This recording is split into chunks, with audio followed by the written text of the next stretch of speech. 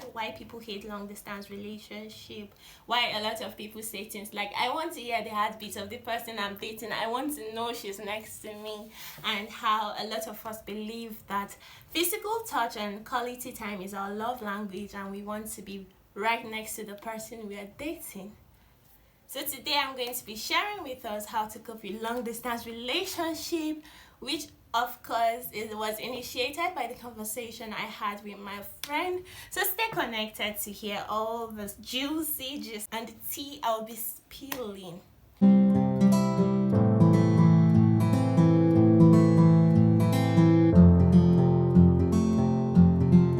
The first on my list, from different people I have communicated with, the first thing they say, or the key to making long distance relationship work, is communication. I know you've heard this from a lot of people. People tell you to communicate with the person you're dating, with your significant other, and they don't tell you how to do it. Because as much as we want to communicate, what happens if there's nothing to talk about? What happens if nothing happens for you to want to share, or when the relationship is going sour? So now, in a long distance relationship, communication is truly key. Communicate a lot, talk about your day, talk about what happened, tell the person every details, go into details, describe what happened, tell them what you eat. Don't just say, I've eaten. What did you eat? Share these details with your significant other, and you can do this through a voice call, you can do this through a video call, you can do this through sending voice notes to each other. And I like to say that don't end your communications in a boring way. Don't start it in a boring way, and don't end it in a boring way. Come with a lot of vibe, come energized. I also understand the place where your significant other might not be feeling the day, so it's important for you to discern the mood your significant other is in, and to be able to match up with that mood. So if your significant other is coming with a lot of vibes, don't go all boring, because you're going to discourage them. I mean, nobody wants to communicate with somebody who is boring, always boring. This is the reason communication fails for a lot of people. When she's coming or you're coming with a lot of vibes, she kills it or he kills it. Do not do this to your significant other. It makes the relationship difficult to handle, and it makes things go out of hand. So communicate, WhatsApp calls, IG calls, any social media platform you guys are using, use it to communicate. Do not be boring. So the second on my list today is spice things up. Find amazing ways to spice your relationship. It's spicing things up. Find crazy ways to make things exciting. Like I said, do not be boring. The person you're in a relationship with, the person who you tend to know a lot about, what makes them excited, what gets to them. For me, I had advised you spice things up with giftings. If you cannot be there, your resources can visit her weekly, your resources can visit her daily, your resources can visit her monthly. One thing that also works for a lot of couples is text messages, iMessages, or emails. I love emails particularly because when people are intentional about you, and then they tend to have a particular time, you expect that in the morning you're going to get something sweet from this person. This person is intentional about you and is ready to do anything. So in the morning you wake up with expectations. You wake up happy knowing that you're going to read something exciting, maybe words of affirmation, maybe declaration of love from your significant other, and you're looking forward to it.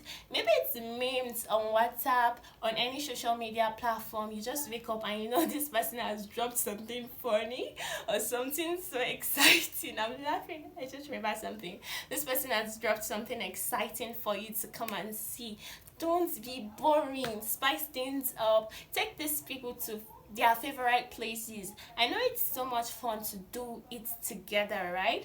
But then there are things you allow your significant other experience if you can't be there. So if you plan a trip but it's impossible to go together, instead of canceling it, spice things up by finding a way to replace it and make this person happy. So don't forget to do emails, do daily messages, do gifting. It doesn't have to be daily. Different things work for different people. Yours can be weekly, yours can be monthly, but whatever you do or however you decide to shall do your routine, make sure it's sweet, it's pleasant, and it wows the person. So do this, spice things up, surprise visits. Spice it, like do something crazy. You can surprise them. You can just show up in the front of their door in their city. Do something amazing, something they don't see coming. And when they're getting used to this, change it. This, you can Google what to do. You can ask your friends who are in a relationship, your mentors. These people know better. They'll teach you how to spice things up. The next thing I am going to share, which is the third, is for you to be yourself. Just do you, be you, and be a better version of yourself. I don't like video calls, and they get me a bit tired, but then as much as I want to just do me, I want to be myself, dating in a relationship also means there's space for adjustment. So that just be you, just do yourself, is me trying to tell you that yourself is the best version you want to see. So the things you don't like that your significant other likes, if it is right, if it's biblical, if it is correct, then be ready to go all out for them. I do video calls now and I don't get tired because I'm just being the best version of myself. So be the best version of yourself to your significant other. Call them, sing. I don't know how to sing. If I sing for anybody's son, their eardrums are going to get damaged. So sing, video call, and dance. You guys can do these activities together. That is the fun part of it. You guys can sing your favorite song together. You guys can study your favorite book together. You guys can dance to the favorite song together. So just be yourself. The two of you should be the best version of yourself, and this one requires both efforts. So don't be boring. I feel like the key word for today is don't be boring. Don't be boring. Spice things up. A fourth thing I have to say is a bit related to the third one where I said just be yourself. You can also share common interests. The last on my list is to pray for each other. Engage in different spiritual activities together. A lot of couples miss it when it comes to praying for each other. There's going to be another video on how couples should pray for each other. But when it comes to long distance relationships, it takes more than just loving yourself. It takes more than just communications, more than spicing things up, more than sharing common interests, or more than being yourself. You have to pray about it before you decide on any relationship, and to make that relationship you've decided on to work, submit it to God. Submit your relationships to God. Ask God to help you. Ask God to lead the way. Build a solid foundation for you guys. So engage in spiritual activities together. You can pray together. You can fast together. It makes it more fun. It makes it fun. It makes it better. And then you guys finally feel like you're not just connecting physically, but you're also connecting spiritually. Your souls are connecting, your minds are connecting, your prayer points are aligning, and you feel like you really know each other. So engage in spiritual activities together, and don't forget the best of the best, surprise visits. Surprise them, visit them. Don't make it be forever. We know it's a long distance relationship and it's fine, but don't take forever to finally pay them a visit. So why do people hate long distance relationship? It is very expensive. It is difficult to maintain. It has to do with a lot of financial investments, because all of the keys you need to maintain your long distance relationships, your LDRs will have to do with finance. For gifting, you need finance. For a lot of things, you need finance. For time, you need finance. For data to do the video calls you guys have to do, you also need finance. So it takes a lot of financial investment, and it is a bit expensive to maintain, to make it sweet compared to the normal close by relationship. Number two, a lot of people don't like long distance relationship. Like I said when I started the video, they want to hear the person's heartbeat, like boom boom. No, that's not it. But they want to hear your heartbeat, and it's fine.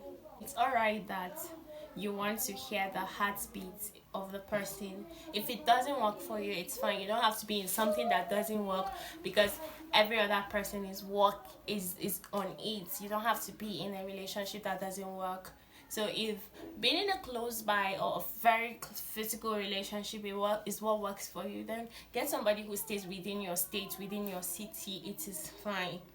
So don't put pressure on yourself to try out long distance. Don't suffer anybody's son. Don't suffer anybody's daughter, because you will end up cheating. If you don't hurt the person's feelings, you will end up cheating. So do what works for you. Play out your love languages. If you love quality time, if you love physical touch, go for a very, very nearby relationship. I think it is best for you, so that you don't suffer anybody's child. Do what works for you, guys. Don't be under pressure. If she's too far, you love her. And I respect one of my friends. I think we got talking and he told me there's this guy he really likes, and then during the acting out process, the getting to know each other, she got a job and she had to leave to Lagos, and he sincerely loves her, but he said it won't work. I think he thought to me they want to hear her heartbeat. I actually found it funny because I am the long distance type, and I have been in a long distance relationship and it's working perfectly well. So if what you want is a heartbeat that is very loud, don't go for long distance relationship. And then thirdly, long distance relationships require a lot of patience. It does. Sometimes you call, the person is not picking, the person is busy, you're wondering what they're doing. Sometimes you can't get to them, maybe their phones are off and you're so worried. It requires a lot of patience. Also, when there's a misunderstanding, this is the part I don't like. This is the part I feel like I'm still learning to manage. So this is me being sincere.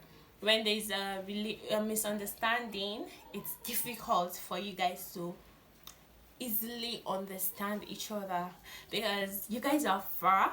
You're left to explain yourself in a voice call, voice note or so, and or chat.